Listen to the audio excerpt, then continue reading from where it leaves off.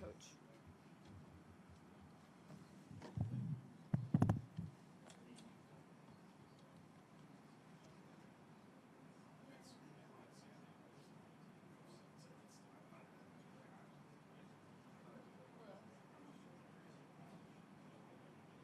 Okay.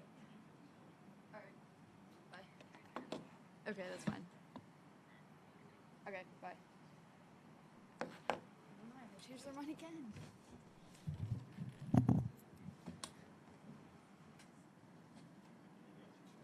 I know. They keep telling different things. But the players are on their way now, per Grant.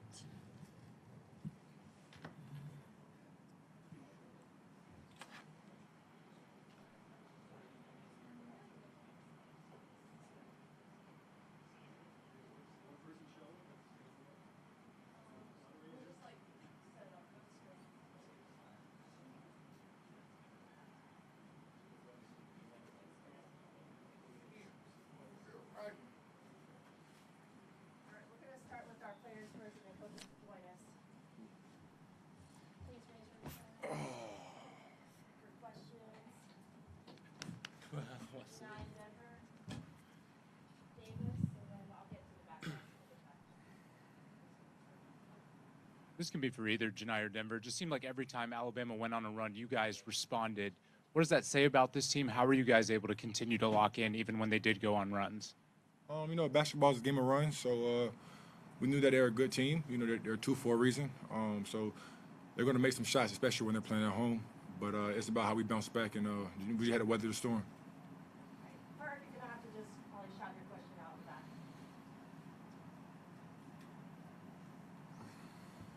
Denver, their guards had a hard time getting loose, shooting threes in this game. What was the key to slowing them down and making them as inefficient as they were with their shots from deep? Honestly, just listen to the game plan. Our coaches put up a great game plan of how to guard their actions, especially the hardest actions. So honestly, just listen to that and just trusting my teammates, honestly. Nathan King, and then Henry, I could see you in the back with the red hood. Janai, I mean, so much build-up in this game. I know you guys have had a lot of really high-level wins this season, but what kind of statement do you think this sent? I can't really hear you. What kind of statement do you think a win like this made? It's a good win. As it shows how good the SEC is. We're going to enjoy it for a little bit, and then we're going to have to move on very soon to a good Arkansas team. But credit to them. They played good. But I'm proud of my teammates and our staff to put up the game plan and put up a fight like we did. Denver, what were you seeing? Wow, that worked. What were you seeing at the start of the second half when you hit your first 3 threes? Honestly, I just coming out aggressive. If I had an open look, I was taking it, and I was just trusting myself, trusting my teammates. I know my teammates believe in me, and just taking that shot, honestly. Janai, you got off to a hot start. What did you like so well about your matchups today? I just came in being aggressive. I came in trying to be aggressive, and I was kind of feeling it a little bit, so I kind of, made some plays.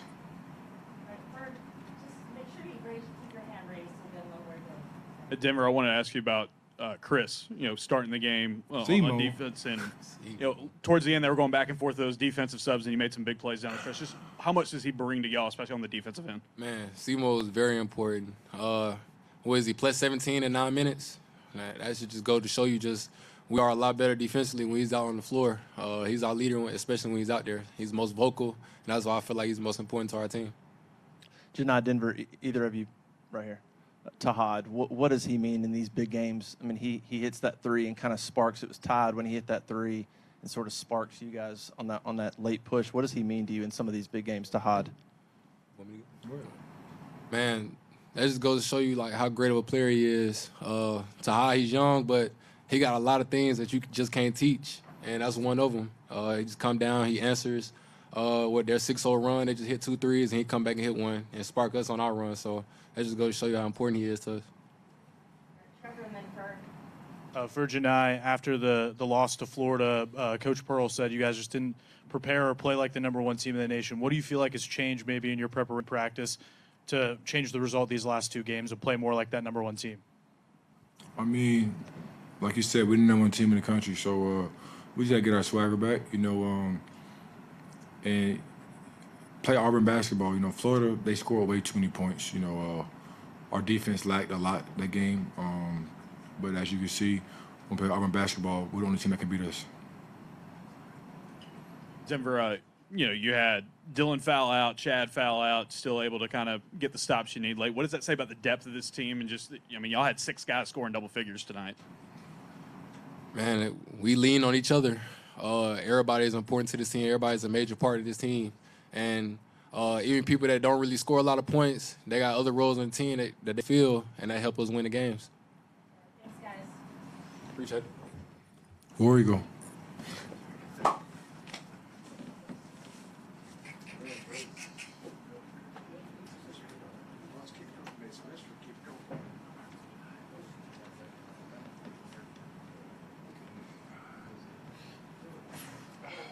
Coach, if you want to start with an opening statement. I think the thing I'm proudest of is that all eyes of college basketball were on the state of Alabama and the SEC. What this conference has done in men's basketball is historic. And you never know that whether or not a game can live up to the hype. We were very prepared. Coaches did a great job with the game plan. The kids executed early. You got to play well early if you're going to win on the road. We played well early, as you would expect. Alabama came storming back, and the place was, I've never heard Coleman this loud. But it was a really clean game. It was a really clean game, which I was really pleased about. I don't know, Nate talked to his team about that because that's how the number one teams in the country should act. That's how they should compete. That's how they should play. And I was really pleased with that. I'm happy because we had such balance. I'm happy for the kids from Alabama. This rivalry matters in the state, but in every family. I mean, every family's divided. Every family's got Auburn fans and they got Alabama fans, and for Cheney and Denver, it was really big, and they both really played well. But I think the balance of our team, was really significant. Last thing I'm just going to say on this: Denver Jones was sitting right here. I would appreciate you folks in the media, and I don't know when Denver Jones is going to in the media is going to talk about him being one of the best defensive players in college basketball. And we'll do the research for you. If you look at his matchups night in and night out, Mark Sears is one of the best players in college basketball, period. And not that he did it by himself, but he did a great job on Mark. Made his catches tough, stayed between him and the basket. How do you stay in front of Mark Sears? Hardly anybody can. Denver Jones did, and nobody talks about it. He doesn't have enough block shots, or he doesn't have enough steals. He's one of the best defenders in college basketball. He needs to be on the Naismith all-defensive team. All right, we'll start with Nathan in the back, and then Henry, and then Jerry, and then Ferg, and then gentleman in front. Bruce, in addition to that matchup with Sears that you guys had, Alabama just 5 of 26 from deep. What did you like about your perimeter defense overall? Alabama will play drop and not impact screens, and you just got to bang shots behind them, And I thought our guys did. I thought our big set good screens. I thought we mixed up, enough perimeter stuff where we could get clean looks with letting Janai and Cheney kind of go down in there and do some work, and we had a nice balance of, some inside-out stuff. But I thought Denver played great. The thing we've done with Denver, again, is just like, Denver, go score. You're a two-guard playing the point. He's doing an amazing job, but go score. That's what you do. And then, as a result, the passes will become easy. Chad Baker-Mazara is a playmaker. He can score. He can shoot. He might look to make some tough passes, and he obviously had a great assist-turnover ratio tonight. Bruce, y'all go up by 14 at one point in the second half. Alabama comes back and ties it. How were y'all kind of able to lock back in and get the lead back to where it got? Well, we made 8 of our last 10 field goals. All right, that's how you close out a game. And I thought that Tahad hit a big one in transition, wasn't afraid to take that shot, kind of blew the lead up one a little bit. Chad Baker-Mazara, we didn't have much offense running. We're trying to get the ball inside, and I don't know if the score was tied. It was pretty close. Bang, he hits a 3-ball, just with some experience. I think the thing that what our locker room feels good about right now is that so many guys contributed. Chris Moore played 7 minutes, was plus 17, starting for a banged-up Chad Baker-Mazara. So when we talk about that a lot, the guys were all over Chris Moore. It's just everybody contributing. Dylan Carwell fouls out, and we lost one of our best defenders. We just didn't panic. Late in the game, I am kind of looking down there to say who. We got a couple guys fouled out, and it's not that but we managed. Peter, raise your hand, and then Kurt, raise your hand. Bruce, you guys started both halves kind of on some big runs. 9-0 run to start the game, and a few huge threes from Denver to start the second half. Kind of how important were those runs at the start of each half, especially when you're playing in an atmosphere crowd like this? I think what it does is it sends a message that we came here, with the idea that we we're going to try to win the game. That we knew we'd have to play really well. We knew we'd have to bang shots. We knew we were going to get some clean looks. But I thought every time you saw Miles Kelly or Denver coming off a screen, you're like, I'm sure you're going, oh no. I'm going, oh yeah. I mean, they're just they're open, they're clean, and they were great looks. Look, you've got to play well early on the road if you're going to win. You have to. Can't give the home team, any kind of momentum. Bruce, you mentioned it, Simo, with his plus minus that it was. He had 2 defensive stops really late in the game. Just what did he bring to y'all defensively, especially setting the tone, starting for Chad on that end of the floor? Well, he's such a physical defender. He's such a great teammate. He's been in the program 5 years, and the guys all love him. He's one of the favorite guys in the locker room, and he's so unselfish. He got 3 open threes, and I want him to take those open shots, and he probably feels bad that he didn't bang them. But again, that's part of our chemistry. Obviously, part of our culture. Bruce, in the back, how many times are you hoping to play Alabama the rest of this season? Well, one more time, I guess. That's a Final Four good team. So, but there's a long way to go. It's just a long, long way to go. You look at our league with 3 number ones, three teams on a 1 line, a couple teams on a 2 line. Look good for Texas A&M to jump in there like that in the Sweet 16. And I don't know.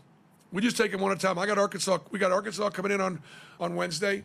I am a big fan of making history, and I do know that 1-2s are rare, and we've got 2 road wins in the 1-2 matchup that I will cherish.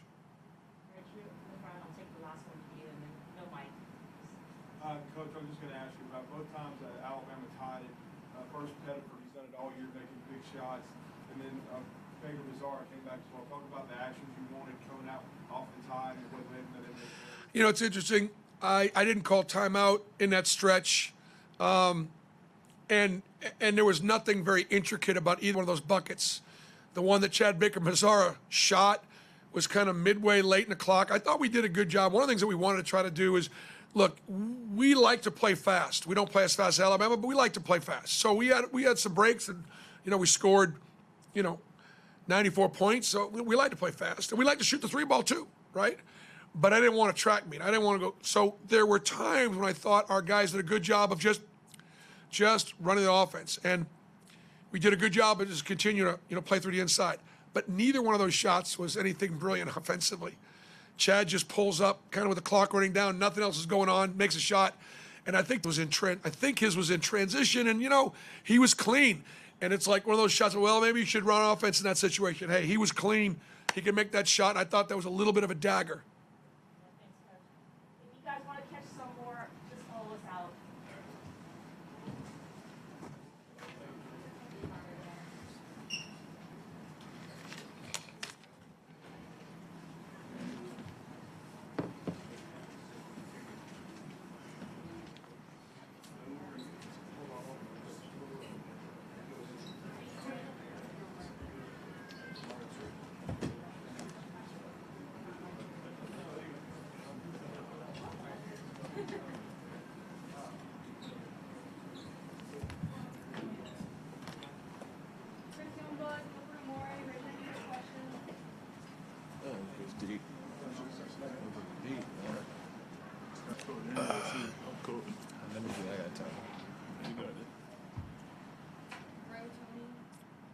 Yeah, for Chris, just it seemed like whenever you guys got close or you cut it to within 3 or had a chance to tie, the shots weren't falling. Just what were they able to do to kind of suck that momentum from y'all?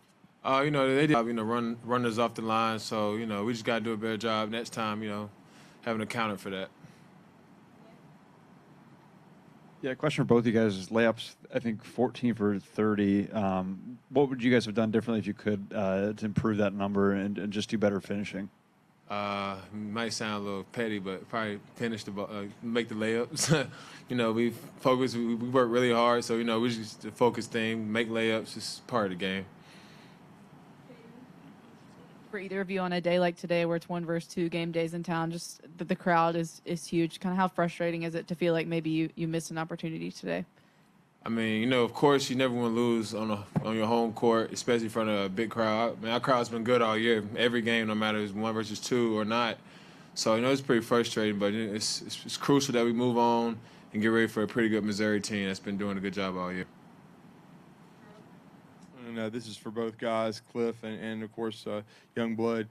They really came out, got up 9-0, and then you guys countered, but then they came out the second half. The first 5 minutes of each half is usually really crucial. What did they do to execute so well in both your minds?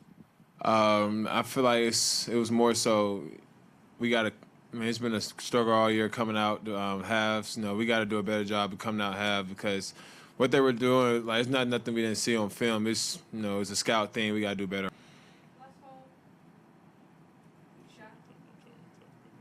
This can be for either of y'all, but Coach Oates has kind of been calling for some improvement in the turnover department. Just where do you kind of see on a positive note? Limited to 6, just kind of how the ball was moving a little bit. Yeah, that's the funny thing about basketball. Like even with losses, you have to take little small wins. Like especially throughout it's a long season, long games. You gotta be able to take small wins. So we took care of that. So we just gotta keep on building off the turnovers because we've been turning the ball over a lot this year, and just keep on taking care of that, and it fits whatever we did wrong tonight.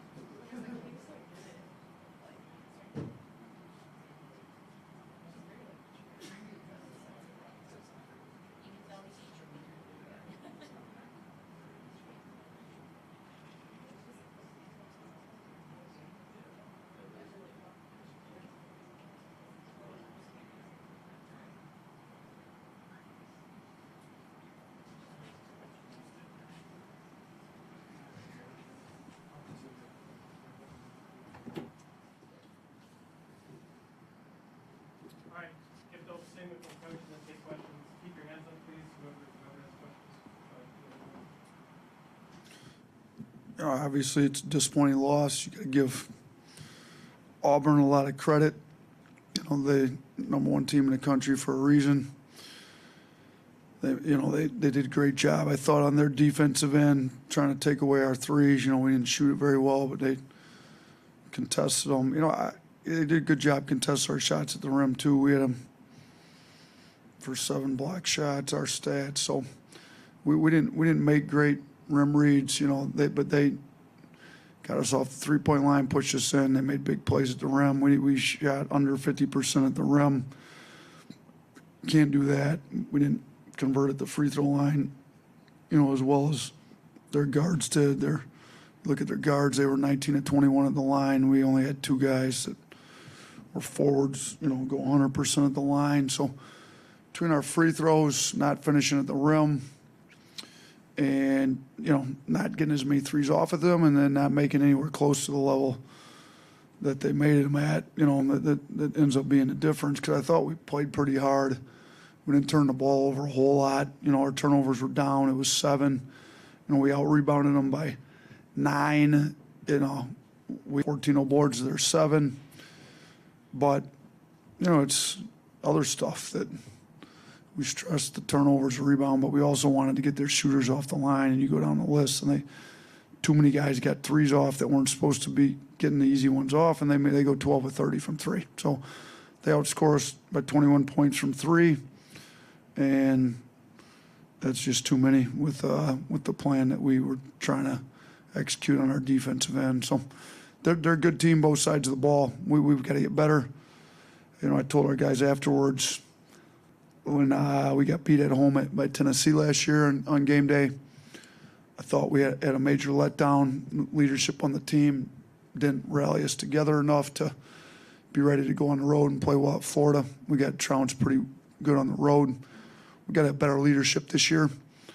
We're not in full control of our own destiny to win the league outright. We are in full control of our own destiny to at least get a tie with the league moving forward, because we do have Auburn's now a game ahead of us, and we got Auburn at their place. So we'll see what type of maturity leadership we have by how we come in on Monday. We'll be off tomorrow.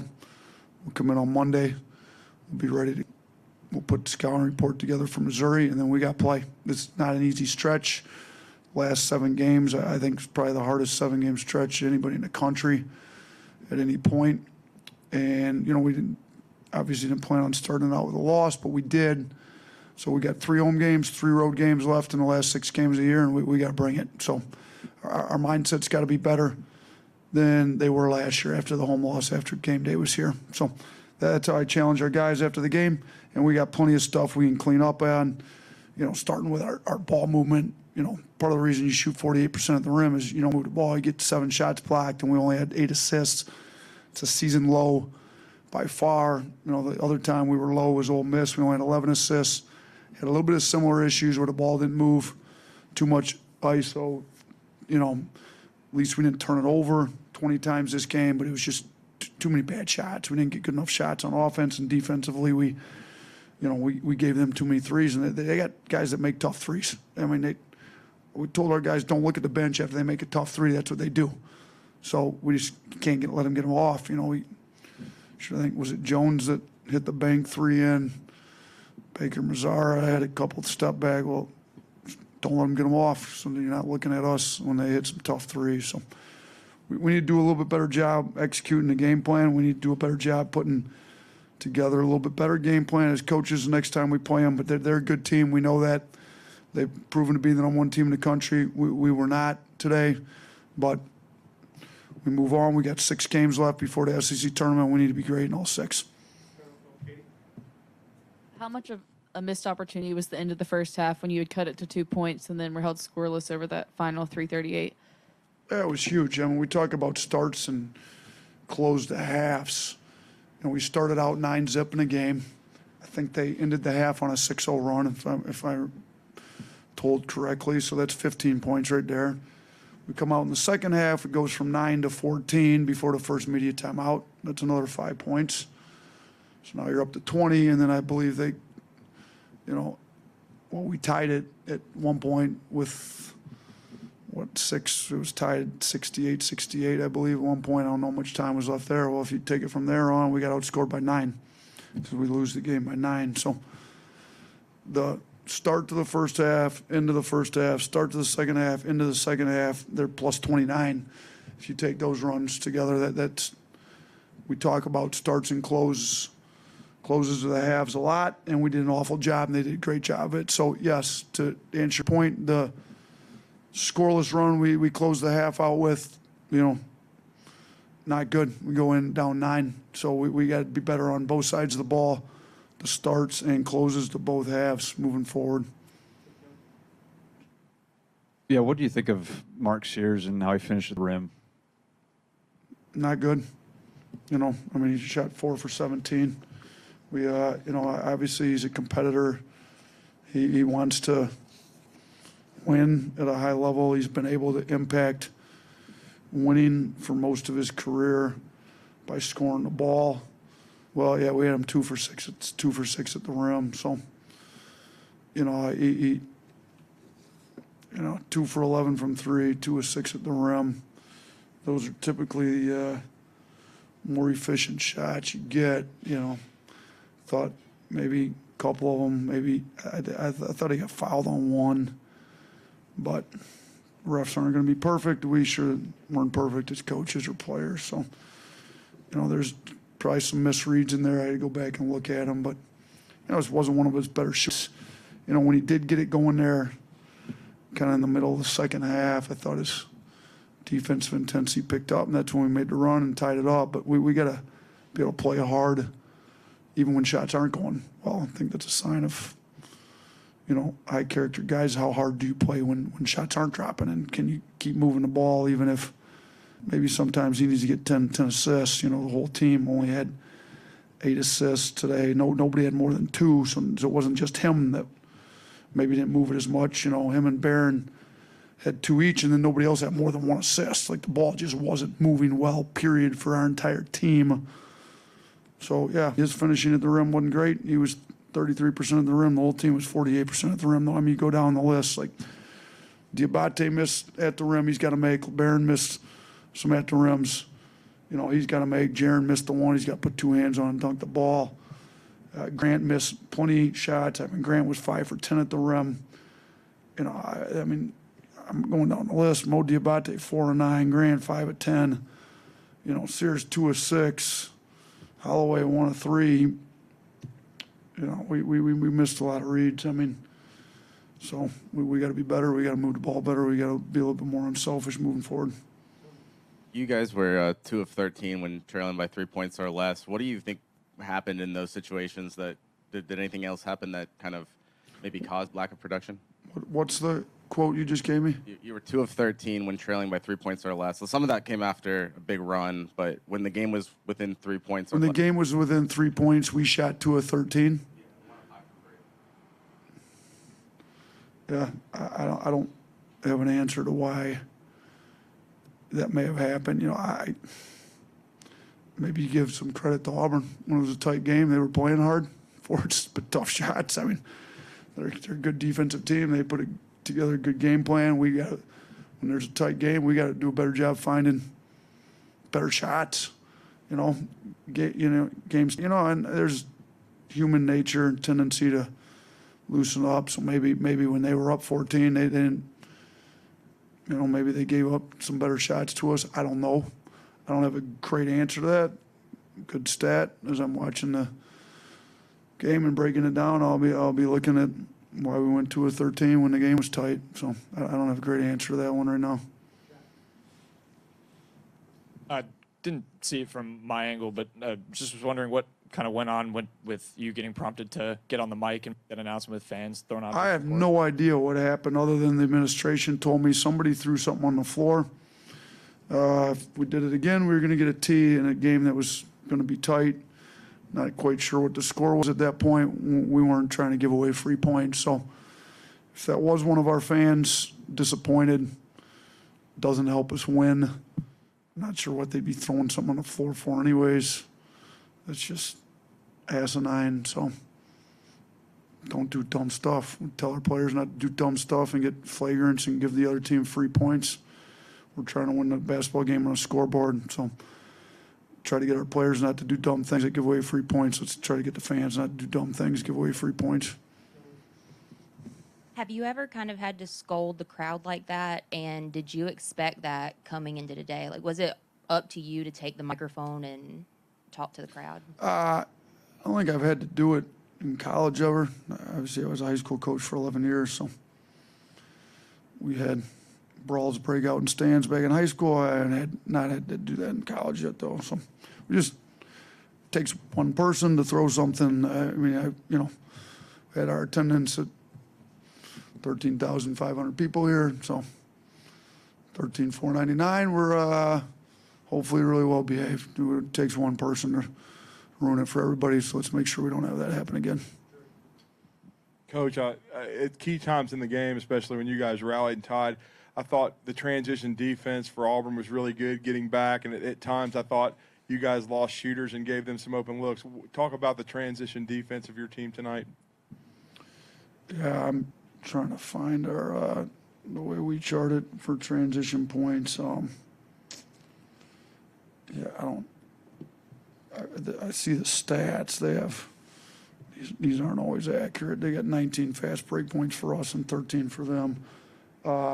Listen, they hit the 1-3 that was huge. That's the one that resonated with me off the top of my head.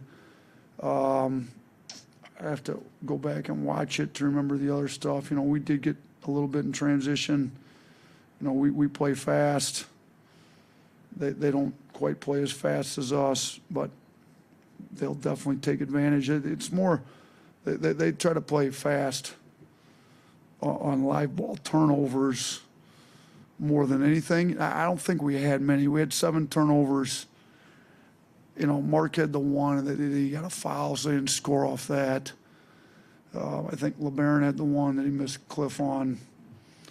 Holloway had the one late that they just dribbled the ball out because the game was over by that point. I'm not sure if we had any more than that. So I don't know how much they scored off our live ball turnovers. They have points from turnovers 3, so I must be missing one somewhere. And one thing, Youngblood said that you guys have had issues coming out of the halftime playing good basketball, and Auburn kind of extended the lead to 14 coming out of the locker room. So what about that? Yeah, we have.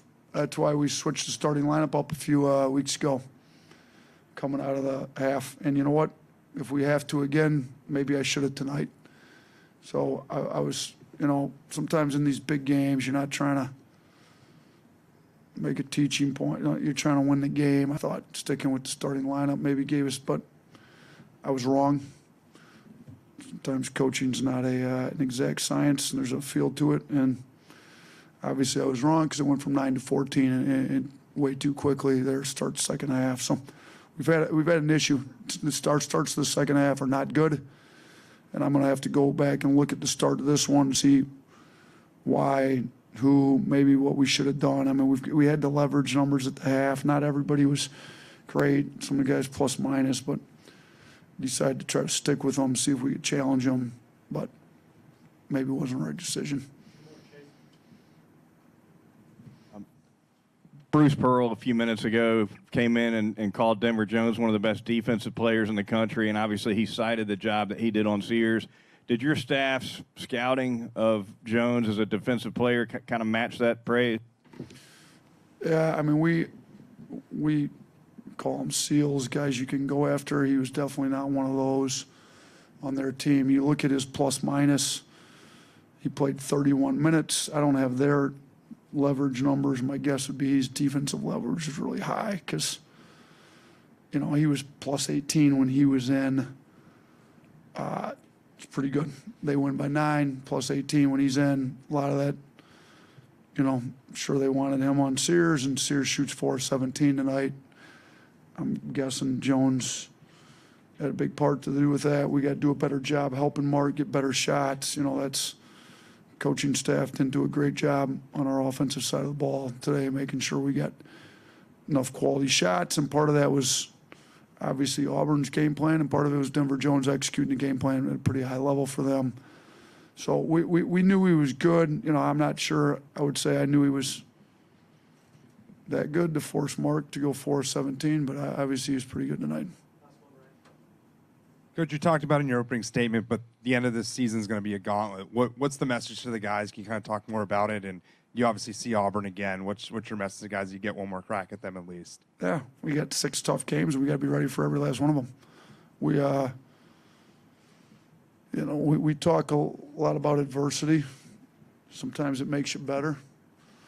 There's a book by Ryan Holiday called "The Obstacle is the Way" that we've read as a staff before. Like, no teams are any good that don't face a little adversity. Like, every goal that we've got left remains still in our control, and that's got to be the mindset. Nobody's feeling good today. We just lost to our arch rival. We had a chance in our home gym to do it. Brought game day in here. You know, it was a great environment. That's why we play. Love these games, but we came out with an L. So how do we respond? You know, I told them this is real life stuff. Shots aren't dropping. Something happens in life. You're a front runner where you only got the right attitude when stuff's going well, or do you got enough character, enough intestinal fortitude to play just as hard when stuff's going well, or you're giving everything you've got to your job when stuff's not going well at home, whatever it is. These are life lessons that we got to learn. So, you know, we faced adversity in the game, and we did a pretty good job. At sometimes we did a very good job.